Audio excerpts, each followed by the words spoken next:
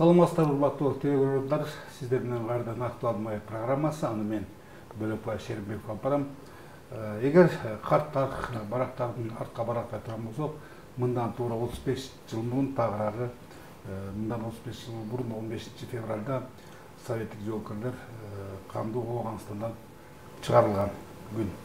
Мына ушул апатка ошондогу кубаттуу союздундагы кыргызстандыктар да катышкан, маселен биздин Нарын областында 300-га жакын эр азаматтарыбыз мына ушул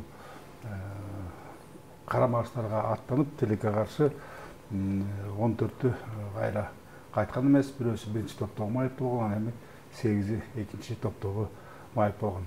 Ошол эле учурда биздин кыргыз жигиттери өздөрүнүн ушул согуштарында каармандыктары жана эрктерин көрсөтүп, 100-гө жакыныраагы ар кандай деңгээлдеги ордендер жана медалдар менен сыйланышкан. Бүгүн мына ушул тарых барактарында бир аз баракта ушул күндү эскерген турабыз. Бул максатта биз студиябызга Ооган согушунун ардагерлеринин Нарын облустук кеңешинин төрагасы Омор Токтобек Салиевди жана отставкада полковник Ооганстан согушунун катчысы учкуч Бугаев Темирбек Шажусбековди чакырган. Студияга кош келипсиздер. Албетте бүгүнкү күн ушул мындан 35 жыл мурун бир кубанычка толгон күн болсо дагы мунун башы бир өзүнчө бир трагедия да. Анан жана да айттык, тарых туурасында кеп калдык. Эми бир аз артка карап мындай бир суроо болот. Ушул 78 өткөн 78-79 жылдары биздин жоокерлер киргизиле да. Ошондо ушул саясаттарды биз интенсивдүү милдетке такап, бир ошол кездеги идеологиялык күч менен ушундай баарабыз да. Мына сиздер болсо көрүп келдиңиздер да. Бир аз артка тарыхка кайрылалы. Ушул карама-каршылыкка биздин кийлигишүүнүн кажети канча? Адегенде кеп ушундан баштасак. Доктор Мырза. Саламатсыздарбы, урматтуу теңиртолуктар, урматтуу менин куралдаш досторум, учурдан пайдаланып ушул сиздерди бүрсүгүнкү келе жаткан советтик аскерлердин Ооган согушунун жергесинен чыгарылышынын 35 жылдык мааракесине өзүмдүн атыман, жалпы эл журттун атынан чың денсаулык каалайм, узун өмүр каалайм. Ойлогон тилек максаттарыбыз кабыл болсун, элибизге тынччылык, жерибизде тынччылык болсун. Эми бул карт тарыхсыз эл болбойт да. Тарых өзү ошол жанагы бир Американын президентинин жакшы сөзү бар да, ошибка политика хуже, чем преступника депчи. Ошол неменин саясатчынын катачылыгынан бир канчалаган миллиондогон эл, Афган эли, миллиондогон советтик эли, совет эли ошо жапа чекти да мындан. Ошо жапа чегип болбогон согушка катышып алып, бийлешип алып. Бул эми жанагы саясат ар түрдүү болот экен. Ошондо дагы ошол 78-жылы апрель айында ошол Афганстан жергесинде ошол революция башталып, ошол жерде өкмөттүн аскерлери менен куралдуу оппозиция ошол кагылышып, себеби Афганстан болсо өзү ислам мамлекети болуп эсептелгендиктен алар коммунисттик партия ошо революция жасаганда ошондо куралдуу оппозиция көтөрүлүп, анан ошол жерден мамлекеттин аскерлеринин күчү келбей, анан Советтер Союзун чакырууга мажбур болгон да. Эми ошол жерде биз ошол учурда биз 10 жылдык созулган согушта Кыргызстандан 7141 ардагер катышкан. Мына бүгүнкү ошол жердеги жигиттер. Азыркы күндө ошол арабыз суюлуп 4954 жоокер калды да. Өлкө боюнча ошондо 2000ден ашык аскер жоокерлерибиз алган жаракаттарынан, стресстен дейт. Россиялык окумуштуу аял изилдеп көрүп коет, өзү психолог экен, ошо изилдеп көрсө, бир 20-кылымдын эң оор, катаал согуш бул Афган согушу экен. Тарыхта калып калган согуш экен. Анан бир белгилеп кете турган нерсе, урматтуу көрөрмандар, бүгүнкү мейманыбыз Темирбек Бугаев аксакал ушул Ооган согушунда учкуч болгон. Бул мындай согуш таласында мына ушул учкучтук болуп, ошол кезде бир чети өтө оор болгон, бир чети жоопкерчилик болгон. Анан эми Темирбек мырза ушул кандайча болуп калганыңызды, учкучтук кылып эмне кылдыңыз, ушул бир эскерип көрөбүз. Эми биздин ойлоп турсак, саясат болгондуктан, саясат биз деген приказга баш ийебиз, туурабы? Аскер адам катары. Аскер адам катары биз приказга баш ийебиз. Анан эмне дейт? Баарыбызды түздү. Для помощи афганскому народу шаг вперед, шага марш dedi. Анан бар тең эле калып калсаң трус болуп эсептелет экенсиң, астыга чыксаң эмелекдей согушка барасың да. Анан айла жок экен, барасың. Анан өзүбүздүн милдетти аткарыш үчүн астыга бир шаг барыш жасадык. Добровольно принудительный порядок деп койчу. Анан эми бул политика жагын албасак мындай болуп атат да. По просьбе афганского народа деп январдын бир 6-7-леринде ТАСС 79 жылы телеграфное агентство Советского Союза по просьбе афганского народа кирдик деп жарыя берди. Бирок биз андан мурун эле киргенбиз. Декабрдын 25-inde чогулган топ кылып биздин күйөө балабыз ким эле аты генералыбыздын Бекбоев менен Сааналиевич. Бекбоев күйөө балабыз жер менен кечти, а биздики болсо 1 саат учабыз да. 1 саатта учуп барып ошол жерге конуп калдык. Анан андан мурун болсо 78-жылы апрель революциясы болуп атканда биз болсок аябай машыгып даярданган болчубуз. Сразу мурунтан эле. Анткени жарым жыл мурун эле тиги Афганистанда революция башталганда эле бизде болсо аэродромго отургузуп эле повышенный боевой готовность деп коет, ошого отургузуп койгон болчу. Анан ошол жерден машыгып күнүгө машыктырып учуп полигонго уччубуз, сложный пилотаж деп коет. Эми согушка алып барганда обязательно даярдыкты көрүп туруп алып барат эмеспи, ошон үчүн биз болсок даяр болчубуз. Учуп барып кондук а жерге.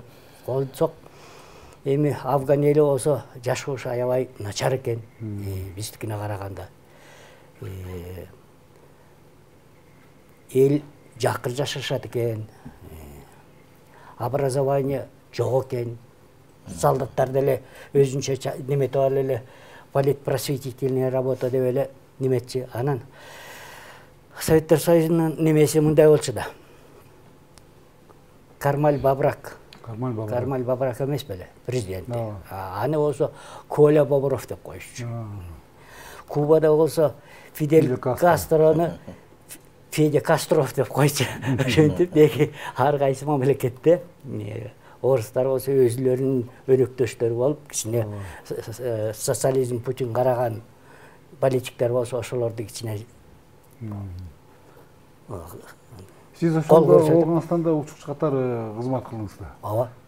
Канча жыл учтуңуз? Кайсы объекттерге кол салдыңыздар же коргоо иретинде болду сиздерге? Жок, эми биздики болсо мындай болчу да. Бизге данныйлар келчү. Бул жерде, бул ущельеде, тигил ущельеде же бул жерде деп координаттарын берип, ошол жерде душмандар көп экен, ошол жерде барып туруп бомбалайсыңар, ракета менен атасыңар, неуправляемый ракеталар менен, пушка менен да атчыбыз да, ошолор менен неметип, ошо деп. Анан координаттарын айтып койгондо ошол жерге учуп барабыз. Бомбасын ыргытабыз, ракеталарын атабыз.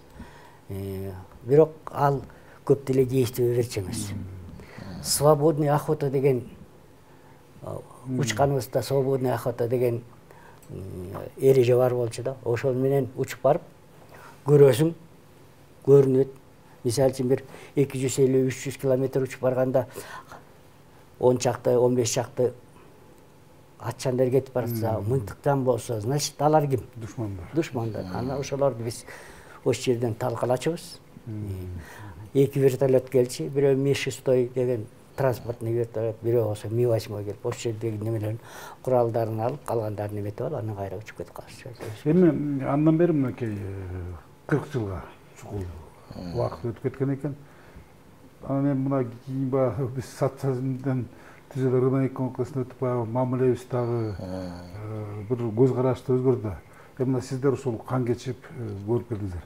Сиздердин көз карашты ушул ооган жергесине интервенциялык милдетти өтөбүз деген шылтоо десек болот, ошон киргенбиз да. Ушул канчалык деңгээлде өзүн актай алды же бир саясаттын биз курмандыгы болдукпу? Эмне айтардыңыз? Эми бул чындыгында өтө оор суроо. Бул эми тарых тастыктайт да дагы убакыттар бар да, бирок тазалап келатат. Баары тазалап келатат. Анан эми бир четинен айтсак ушул саясаттын курмандыгы болдук деп айта алабыз. Экинчи жагын да ар бир нерсенин эки жагы бар да. Бир жагы жакшы, бир жагы жаман. Экинчи жагы ошол Афган элине салынып берген завод, фабрикалар, үйлөр, школалар, больницалар. Ушул жана Советтер Союзунун ошолунда күчүндө болуп турган экен. Ошол Советтер Союзунан трубопровод тарткан, бензин, солярка анткан. Трубопроводный войска деп ачкан. Ошону обслуживать этип экен. Ошол конфликт болуп аткан маалда. Конфликт болуп аткан маалда ошол Советтер Союзунан тартып барган. Эң жакшы. Мына баягы өткөндө жаңы неме афгандар жөнүндө документальный кино чыкты, ошол экен да. Ошол мажахеттер, ошондо Советтер Союзунан чыккан мажахеттер азыр айтып атат: шурабилер, силер мындай таза согушчусуңар силер. Таза согушчусуңар. Эми силер кайра келгилечи, россиялыктар келгилечи бизге жардам бергилечи деп суранып атат. Демек, оған эли ушу тынчтыкка кадам таштап калган экен да. Кадам таштап ошол. Алар эми 300 жылдан бери согушуп атат да, 300 жылдан бери жана өзүңүз айткандай, бул согуштан жеңилбеген орус менен Афган эли деп айтылат экен. Анан ошол Афган эли өзүнүн эркиндигин, өзүн бул өтө баатыр эл. Бул 5 жаштан баштап 80 жашына чейин урал көтөргөн эл, бул оңой эл эмес да. Элин сүйгөн, жерин сүйгөн, мекенин сүйгөн эл да. Урматтуу көрөрмандар, эгерде сиздердин биздин студиянын бүгүнкү меймандарына сурооңуздар болсо, биз өзүңүздөр экраныңызда көрүп турган WhatsApp байланыш аркылуу чыгып, сурооңуздарды текст түрүндө берсеңиздер болот. Бир гана түз сурооңуздарды берип атканда, өзүңүздөрдүн дарегиңизди тагыраак жазып койсоңуздар абдан жакшы болот эле. Бизге байланышка чыккан көрөрмандар бар. Акыркы уюмдук телефон акыркы 368 менен бүткөн көрөрманыбыз сиздерди ушул майрамыңыздар менен куттуктап атат. Чын ден соолук каалап атат. Иниңиздер Орозулуу Майрамбек деген жигит сиздерди ушул 35 жылдык майрамыңыздар менен куттуктап атат. Урматтуу көрөрмандар, дагы каалоо тилектер болсо сиздер бизге жиберсеңиздер, биз сөзсүз түрдө биздин бүгүнкү меймандарга жеткирүүгө аракет кылмакчыбыз. Баягы убакыт өттү. Дагы айтылып коелу. Акылга чаап, артка кайрылып бир анализ этип турган жерге келдик да. Анан биздеги маалыматтарга караганда, мисалы үчүн ынтымакташтык, шериктештик өлкөлөр, ошол эле Россияда, Беларусьта ушул ооган согуштун катышууларынын ардагерлерине бир жакшы камкордук көрүлгөн да. Биздин Кыргызстанда ушул сиздерге көрүлгөн камкордуктар канчалык деңгээлде сиздерди канааттандырып атат? Ошо Нарын областтык ооган согуштун кеңешинин ардагер кеңешинин төрагасы катары ушул эң жакшы суроо болду, токтолуп кетейин. Себеби 2010 жылы Курманбек Бакиевдин баарында ошол бизге мурунку берип жаткан льготанын баары акчага өткөн. Индексацияланган акча 6000 сом, инвалидтерине 7000 сом. Ошондон бери 14 жыл өттү. Мына быйыл 14-жыл. Ай сайын да же? Ай сайын 6000 сомдон ошол ооган согуштун ардагерлерине жана инвалидтерине деп атайын мамлекет тарабынан чектелген акча, ошол баардык льготанын баары алынып, бүт жанагы коммуналдык услуганын баары алынган. Андан ошо больницабыз эле калган, больницага ошо бекер жатасың. Бирок бекер жатканы менен дары жоктугуна байланыштуу аны сатып алууга туура келет. Мына көчөдө бүгүн биздин палчаныбыз жатып чыкты трамвайга 14 000 сом төлөп чыгып атат жүгүрүү жумага. Мал ошондук үчүн азыр акыбалыбыз кичине оорураак болуп турат. Президентке кайрылганбыз, өкмөт башчысына кайрылганбыз, спикерге кайрылганбыз, баарын кайрылып атабыз. Эми азыр буюрса бизди сүйүнтүп атат. Проектке кетти, президент өзү команда берди деп атат. Анан сүйүнүп болсо анан жактан жакшы болот. Анан эми мамлекетибиздин ошол башка мамлекеттерден кичине азыраак көңүл бурулуп атканы, биздин экономикабыздын алсыздыгы деп да ойлоп кетесиң. Себеби ошол жакын коңшулаш Казакстан мамлекети ушунчалык сыйлашат, ушунчалык урматташат. Башка мамлекеттер бүт баарында ошо Россиянын өзүндө кандай майрамдашат. Белоруссияда ушундай жакшы, абдан жакшы майрамдашат. Себеби биздин палчандарыбыз бар, ошолор катышабыз, группаларыбыз бар. Ошол башка өлкөлөрдө? Башка өлкөлөрдө, Россияда ошо Владивостокто мен өзүмдүн командирим бар. Байланыштар бар. Черкашин Сергей Валерьевич деп биздин Имам Сахип деген группабыз бар. Ошол группа менен байланышып турабыз. Азыр эми интернеттин заманы абдан сонун жакшы. Ынтымак бекем экен. Ынтымак абдан бекем. Ынтымак бір жерде сөз сөз меніңше жаңағы шешіп жатқан мәселелерді бір жақын арада сөзді шешіп көрсек себебі біздің өлкөбүз акындык менен мүмкүнчүлүк болсо ушуну бир жергиликтүү бийликке бир кайрылып кетет элем. Урматтуу бийлик ээлери, урматтуу Алтынбек Калдаровичке кайрылат элем. Камболот Тутуевке кайрылат элем. Берки Нуридин Сапаровичке кайрылат элем. Себеби дегенде бизге ошо ар бир 20 жылдык, 25 жылдык, 30 жылдыкта 5000 сомдон мамлекет тарабынан бөлүнчү да. Мамлекеттен ушул күнгө 5000 сомдон бөлүнүп берилип. Жылына бир. Жылына бир, жок 5 жылда бир. 5 жылда бир. 5 жылда бир эле бөлүнчү. Ошол быйыл бөлүнбөй калды. Себеби дегенде быйыл ошол жергиликтүү бийлик аткарсын деп койду. Эми жергиликтүү бийлик бизде ар бир регион ар башка. Мисалы үчүн Көл калаасы, Чүй калаасы, тиги Ош сөзүн ачык айтып коюш керек, Нарын областу датачада. Биз ошол датачада калгандыгына карашты, ошо биздин ардагерлердин нааразычылыгын алып келип атат да. Эмнеге биз деген суроо туулуп атат да. Эмнеге биз ушундай боло албайбыз? Ушундай эмнеге берген уруттан мияга бербей уруттуң деген болот да. Анан нааразычылык пайда болот экен да. Мисалы үчүн Сокулукта Татанкай жылкысын союп алып, чайын берип, 10 000 сомдон акчасын берип атат. Эми ошону жакшынакай бир бизде бизнесмен балдар бар. Аттуу баштуу адамдарыбыз бар. Элдин көбү байып калды. Эмне үчүн ушундай бир уюштуруп койсо болбойт деген суроо болот. Мына азыр Нарын шаарында болгону 31 алган ардагер бар. Шаар боюнча. Нарын районунда болгону 22, 53 адамдын 12, 13 бир ар кандай себептер менен бири Чүйдө жүрөт, бири Бишкек шаарында жүрөт, бир 40 адам экен. Ошо 40 адамды татынакай бир кичинекей чай берип койсо болот эле да. Көңүл берип койсо болот эле. Тербек сага мынакей сиз ардагерсиз. Эмнеге муктаж болуп атасыз? Эмнеден бир жардам бере койсо жайына келет эле.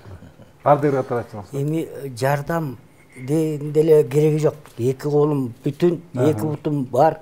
Өзүм деле иштеп баарын тең деле таап алат элем. Бизге болсо кичине көңүл керек да. Көңүл керек бизге. Жында. Мындай экен, момундай кылып койсоң деп. Өзүңүз ойлоп турбайсызбы мына? Нарын областында бир эле летчигиңер бар. Ошол полковник Бугубаев Темирбек Шажусупович. Орта Азиядан биринчи летчик Харьковский высший военный авиациону бүтүп келген болчумун. Анда менден кийин Кара Суулуктагы оштук бир бала бар. Андан кийин 65-жылы Шарипов чыкпады, космонавт болчу. Бизден деле чыкмакпыз, если атам кичине түртүп койсо мен деле космонавт болот элем, бирок балким болот элем. Эми анан эмне дейм? Мисалы үчүн биз эмне өкүнтөт да мени. Биз деген ант бергенде өзүбүздүн жаныбызды беребиз деп ант беребиз, туурабы? Ошо мына Баткен окуясы болду, канча бала жанын беришти. Ошондо да ооган согуштун ардагерлери барып катышкан. Көбүнчөсү батальон А болуп, мынакей мени осу карыдың деп алып барбай коюшту, бирок. Анан бирок ошондо канчалары каза болуп келгенде бул деген биз адамбызбыз да. Ошо бизге отношение жанагы көңүл буруп, дагы жакшы азыркы мына Нарын мэри шаарды оңдоп атат, жолдорду оңдоп атат, тротуарларды оңдоп атат, үйлөрдүн эмети светибиз кандай жаркырап, орустар одноклассникте бармын, ошолордун баардыгы вау, Нарын как красиво деп неметет да. Анан могу эки мышыктан бери жакка кирип келатканда ошол жерде көпүрөгө кирердечи, көпүрөгө. Это орустар айткандай бул ворота деп коет экен да, ворота. Дарваза. Немеге кирген өзүнчө эле бир эшикке киргендей дарваза деп. Ошентип тетиги Россияда, Белоруссияда, Молдавияда эми көп балдар менен чогуу кызмат кылам да, ошолордун баары тең эле ошолорду көрүп ошентишет да, аябай кызыгышат. Биз жакка бул да болсо бир жакшылыктын белгиси менимче. Сиздердин азыр мынакей учкай маселени көтөрдүңүздөр. Менимче жергиликтүү бийлик башчылары сиздердин ушул датыңыздарды угуп кулак сөзсүз салат болуш керек. Албетте сиз туура айттыңыз, ар бир райондун, региондун баягы мүмкүнчүлүктөрү бар. Эми биз ачык айтыш керек, нарында кичине мүмкүнчүлүктөр чектелүү, бирок ошол учурда мен сизге кошулам. Бизде колунан келген ишкерлер толтура, алар деле ушул балким сиздер болгондо анын бетин арасында кандай болот эле, ушул байлыгы да болот беле, бийлиги да болот беле, ким билет. Ошондо менимче алардын кулагына баягы биз күмүш сыраалык. Азыр көрөрмандардан суроо келип атат, аягы 160 миңден, уюлдук телефондун аягы 160 миң бүткөн көрөрман сурап атат. Ошол ооган согуштардан кээ бир жердештерибиз кайтпай калган, ошол учурда кийинки турмушта дагы көздөрү өтүп кеткендер бар. Ошолорду эскерип жатканда эмне иш-чаралар болуп атат? Эскересиздерби? Абдан жакшы суроо. Ошол себеби дегенде тирүүлөр баркталбайын, өлгөндөр баркталбайын, тирүүлөр даңкталбайт дейт да. Бул өзү шариятыбызда ошол кыргыздын өзүнүн каада салты деп ошол өтүп кеткендерди эскермейинче тирүүнүн иши жүрбөйт. Ошол мен төрага болуп келгенден баштап ошол бир нукка салдык деп айта алам. Себеби дегенде ошол жыл сайын ошол жанагы өзүбүз эле спонсор чыгарып, жанагы атасы өтүп кеткен балдарды чогултуп бир группа түзүп алып, ооган согуштун ардагерлеринин балдары деген.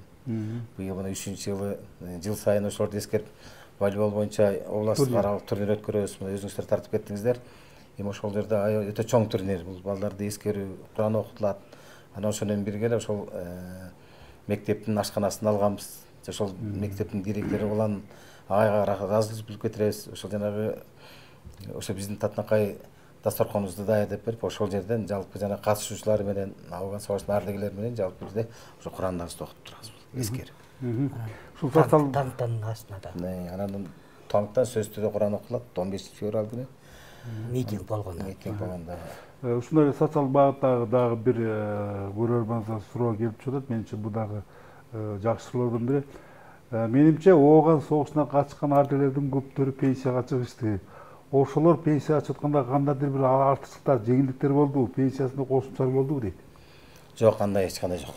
Бизге жанагы 6 миң сом эле каралган. Компенсация деп коет. Ошо компенсация эле атак калгандары иштеп тапкан айдын баягы тапкан пенсиясын алып чыкты. Анан дагы кошумча сөз болот. Кошумча сөз мындай. Россияда, даже Казакстанда алган пенсияңды если неме болсо, эмне деп койчу эле түшүп кеткенде. Өтүп кетсе, индексация болот. Индексация. Обязательно индексация кылат. А бизде болсо вообще аны карабайт да. Индексация эч качан болбойт бизде. Алган айлыгыбыз менен эле жүрө беребиз. Жашоо турмуш акчанын баасы түшө баштаганда кичине индексация кылып койсо жакшы болот эле ошон. Демек сиздердин сөздөрүгө караганда баягы социалдык жактан, коргоо жактан кичине акча. Уюлдук телефон 218 миң бүткөн көрөрманыбыз кайрылып атат. Урматтуу ардагерлер, майрамыңыздар кут болсун. Көп жашаңыздар. Мындан 3-4 жыл мурун теледен көрүп калдым эле, Пакистанда бир кыргыз табылып атат, ошто экен деп. Туткунга түшүп калгандардан болсо керек. Андан кийин угу албай койдум. Ошондон сиздерден кабарыңыздар барбы дейт. Ал жигит Ормонхан айынан камчек деген акча. Ошол жигит колго түшүп калгандан кийин Пакистанга өтүп, ошо Пакистандан үйлөнүп, жайланып, анан бирок ошол чакырса коркуп келбей кой дейт да. Биздин ошо республикадан изилдешип, кабарлашып, өзү менен сүйлөшүп, туткандарына сүйлөштүрүп, бирок баягы коркуу сезим согуш убагында эле пленге түшкөндөр келгенде сотточу да. Ошол система калыптанып калгандыктан коркуп калган экен. Ошол репрессия деген түшүнүп кала берген. Өтө калып калган, ошо коркуп келбей кой дейт. Мына сиздер облустук кеңеш бар да? Ооба. Ушул кеңешке шарттар түзүлгөнбү же жок эле бөлмөлөр бөлүнүп, эгер болсо эмне иштеп алек болуп атасыздар? Бар ушундай жагдай же башка аталышы? Бизде ошол аталышы, анан 3-4 жерден офис алдык. Биз баягы ал убакта жаш болчубуз дүкүлдөп, ремонтун жасап, акилеп актап алып бүткөндөн кийин эле ээси табылып калат. Ошол эки менен акыркы жолу жана обл администрациянын артындагы теле неме турбайбы? Ошол экинен биринчи этаждан мурун телевидение бирдемеси турчу. Ооба. Ошол экинен бир комната алдык эле, аны сонун ремонттоп, жакшылап жасап алгандан кийин жаштар союзуна берип койду дагы. Ошол эки менен көчөдөбүз биз, көчө.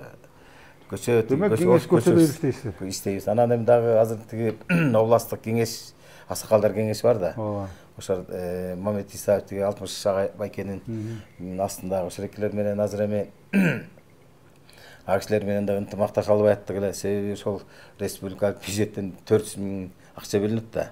Районго 113 000 сом бөлүнөт. Республика боюнча 8 миллион сом акча бөлүнөт. Анан да биз деле ошо закондо согуштун, куралдуу күчтөрдүн деп турат. Согуш куралдуу күчтөрү оорук деп турат мына. Биз ошол категорияга киребиз. Сиздер болсо эмгексиңер.